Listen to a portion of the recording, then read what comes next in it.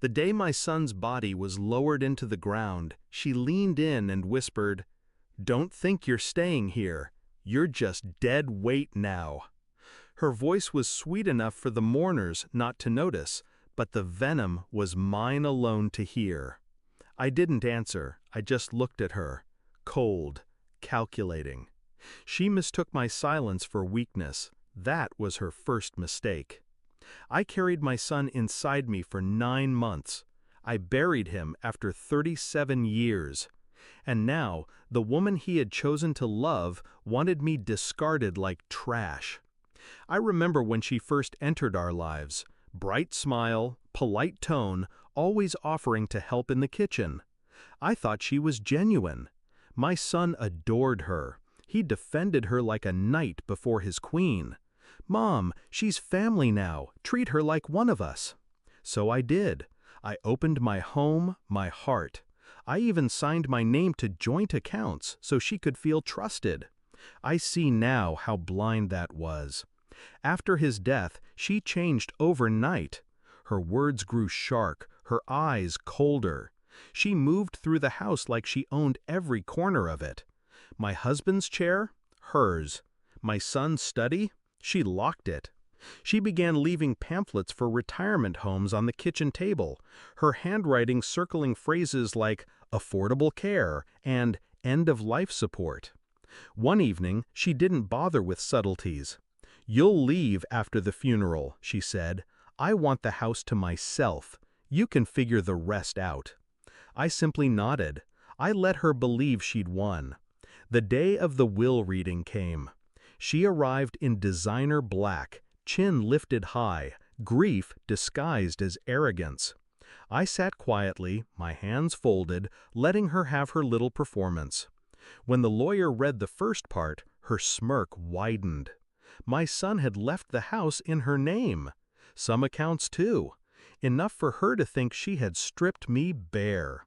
She turned, lips close to my ear, and whispered, "Hope you enjoy being homeless. I made sure you get nothing." Her mistake was believing money was the only currency that mattered. The lawyer cleared his throat. His voice dropped as he said, "There's one final section." I felt her body tense beside me. "As per Mr. Harris's instructions," the lawyer continued, "all business holdings, silent partnerships, and residual shares remain under his mother's name. Net worth at the time of death, $48.6 million.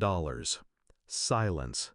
I watched her smirk collapse, her skin drain pale. She blinked rapidly, her breath hitching. Then her body slumped forward, and for a moment I thought she'd fainted from shock. The lawyer didn't flinch, neither did I. My son was many things, smart, stubborn, occasionally reckless, but he was no fool. He knew his wife loved luxury more than loyalty. Months before his illness worsened, he transferred everything of substance to me. The house? Just a distraction. The accounts she thought mattered? Mere crumbs. He gave me the empire, and with it, the power. I didn't rub it in then. I didn't need to. She already saw the walls closing in. Her hands shook, her voice cracked as she tried to argue with the lawyer.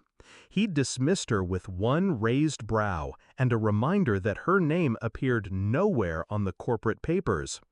That night, she packed in silence.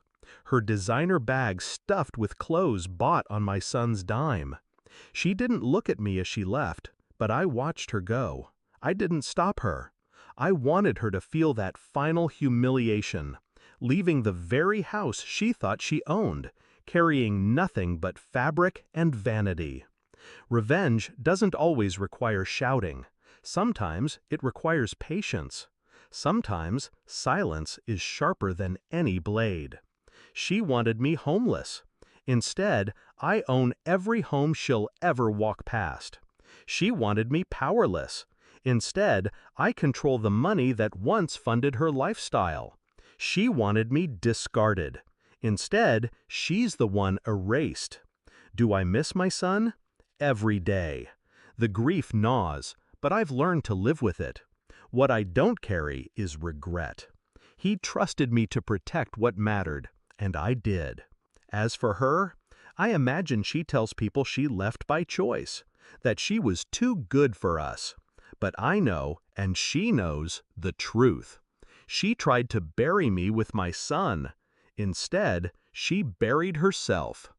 Power isn't inherited, it's revealed. And in the end, hers was an illusion. Mine was real, and that's why she fell.